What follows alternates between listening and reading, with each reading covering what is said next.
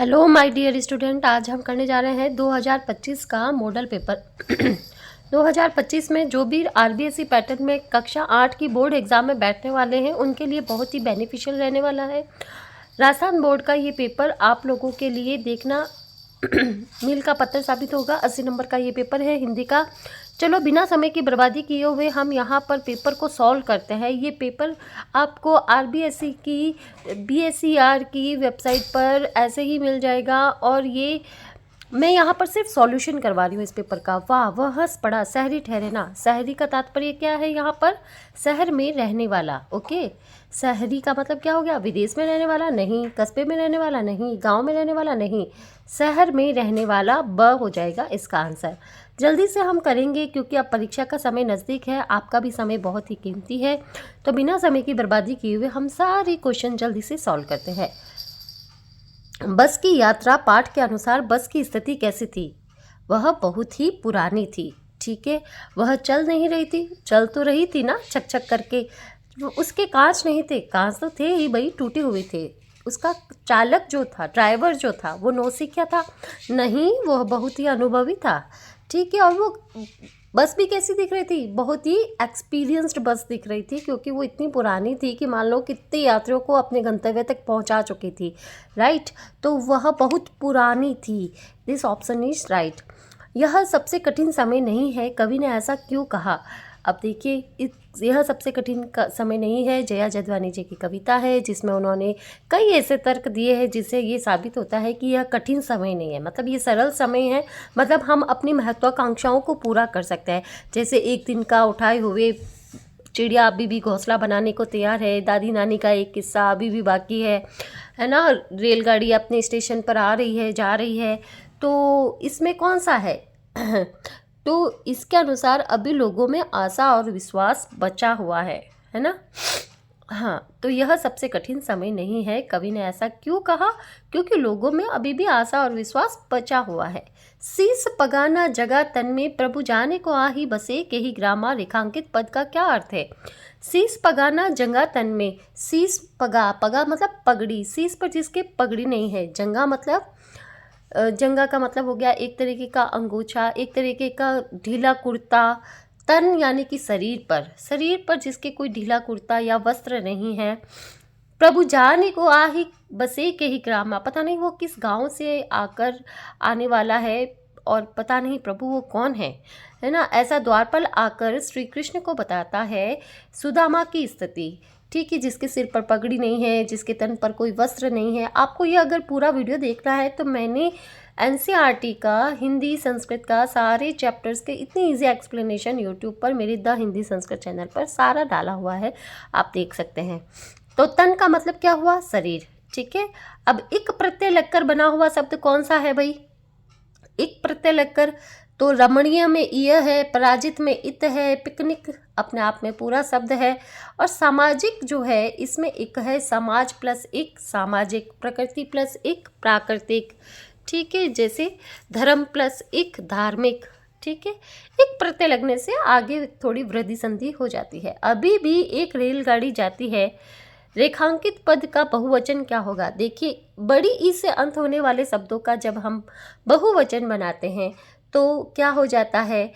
बड़ी ई छोटी में बदल जाती है और यहाँ रेलगाड़ियाँ। ठीक है, रेलगाड़ियाँ ड में छोटी ही हो जाएगा। जैसे नदी, नदियाँ।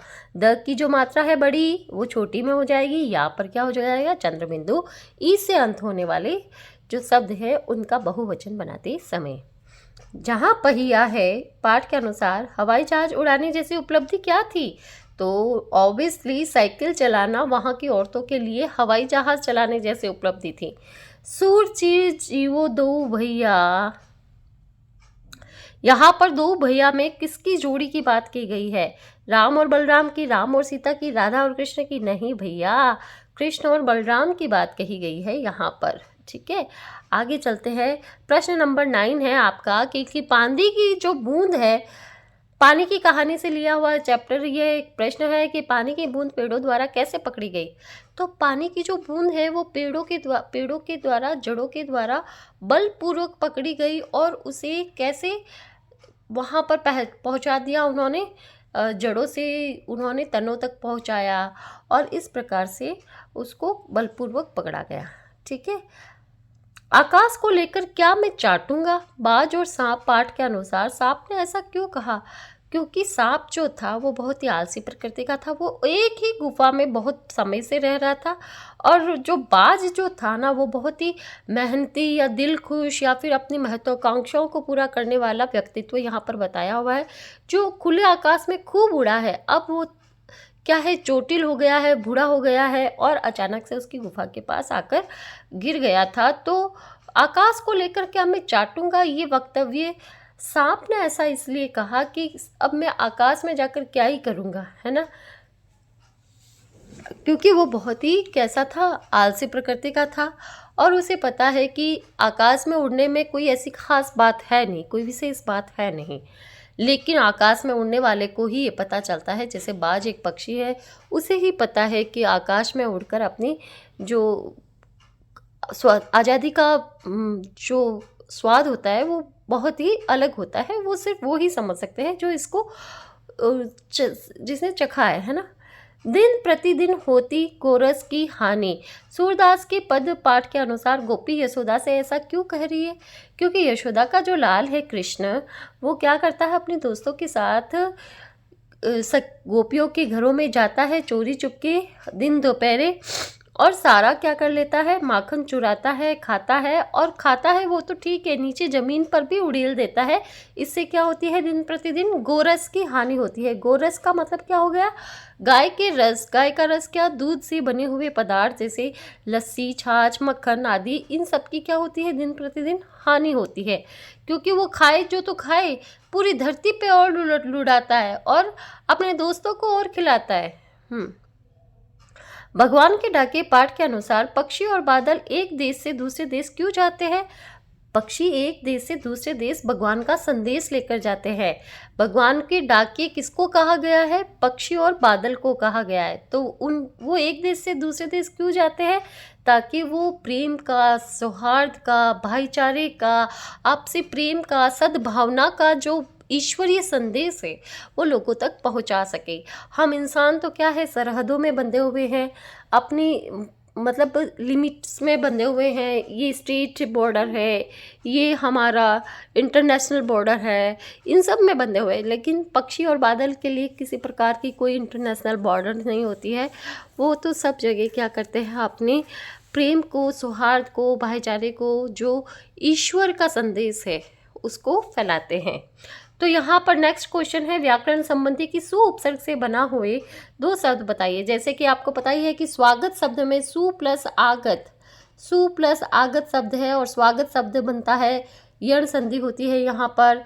जैसे सुपुत्र है, यहाँ पर भी सु है, सुकर्म है। उसी प्रकार से बहुत शब्द बन सकते हैं। सच का विलोम अगर झूठ है तो इसी प्रकार से इनके विलोम शब्द बताइए। जैसे उजाला, उजाला का क्या होगा, अंधेरा। उजाला का अंधेरा ही होगा, अंधकार नहीं हो सकता, क्योंकि अंधकार प्रकाश का होता है। क्योंकि विलोम शब्द में भी हमें ध्यान देना होता है कि तत्सम शब्दों का विलोम तत्सम होगा, तद्भव शब्दों का विलोम तद्भव ही होगा, राइट। तो उजाला का अंधेरा, प्रकाश का अंधकार, नरम का कठोर, ठीक है, कठोर।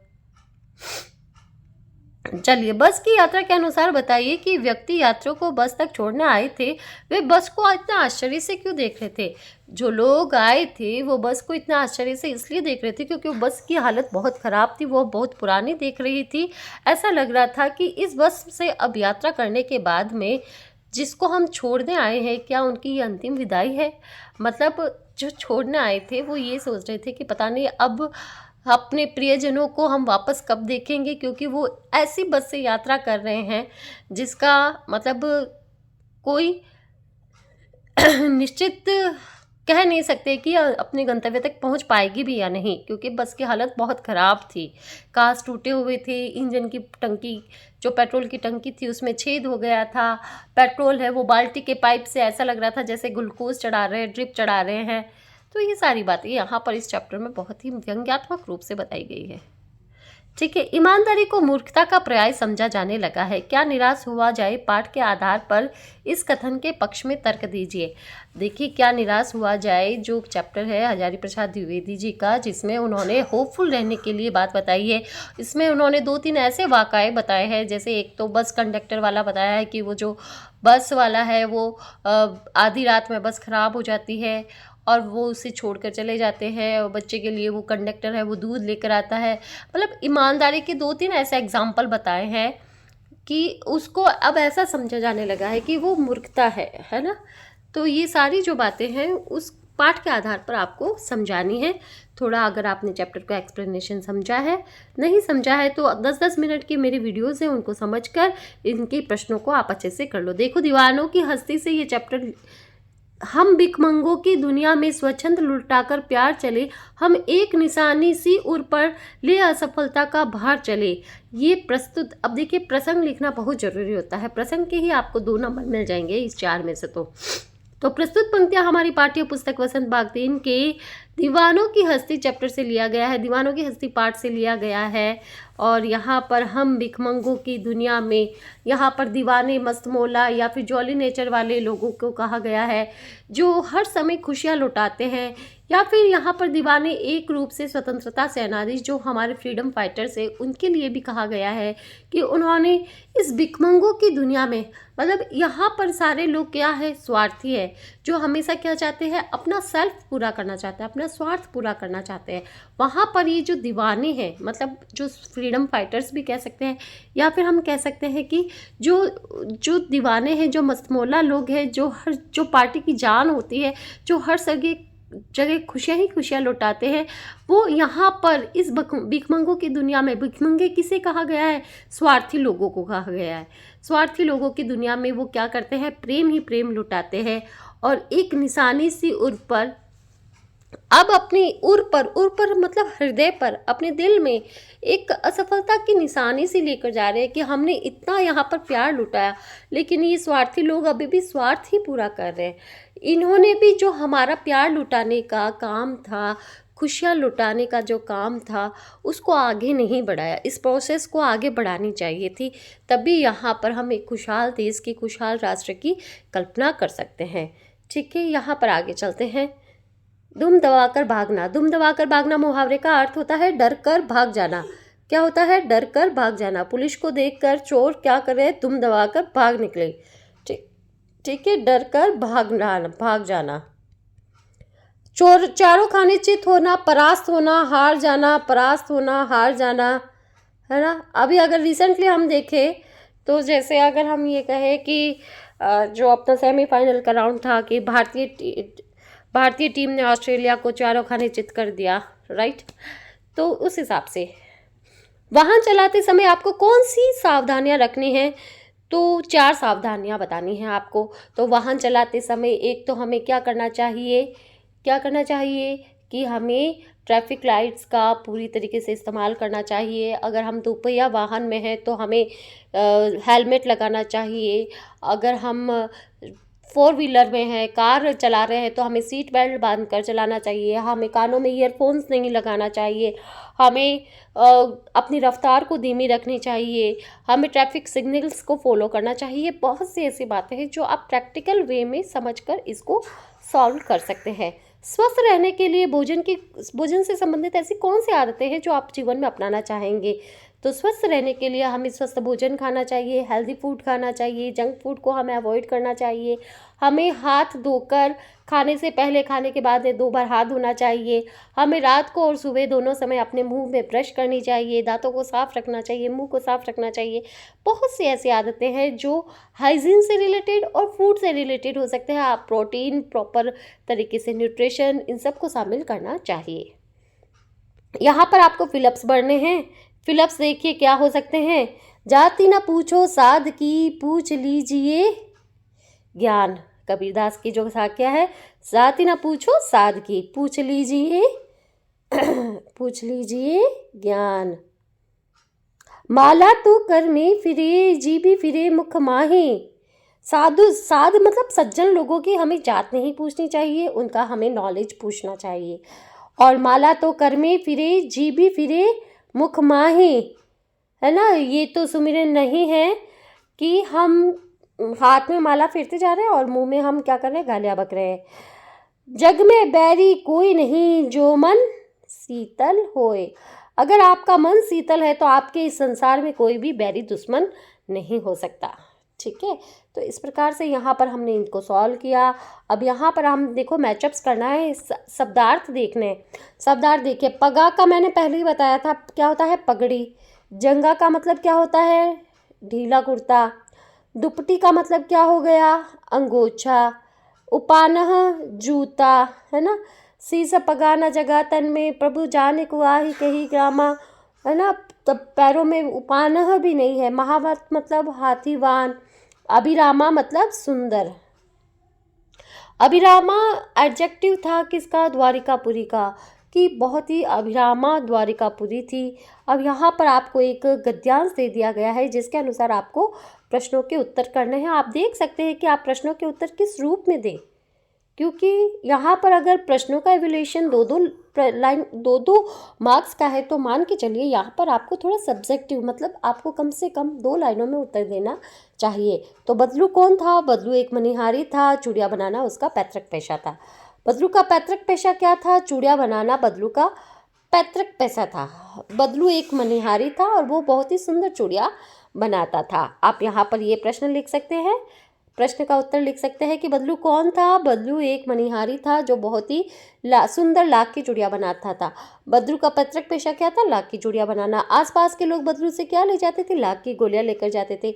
वस्तु विनिमय क्या है, जो हम बार्टर सिस्टम कहते हैं ना, चीज़ के बदले में चीज़ लेना, जैसे उस समय प्रचलन में था अनाज के बदले में गाय ले लेना, बकरी ले लेना, तो वो ही बार्टर सिस्टम को ही वस्तु विनिमय कहते हैं। ठीक है, जैसे अभी जो लेन देन है वो किससे है, मुद्रा का चलन हो रखा है। हम इंडियंस रुपीज़ में है और विदेश में डॉलर है, पाउंड है, इनमें चलता है। तो उस समय जो चीज़ों को क्रय करने का जो काम था वो क्या था, वस्तु विनिमय था। ठीक है, आगे देखते हैं। आप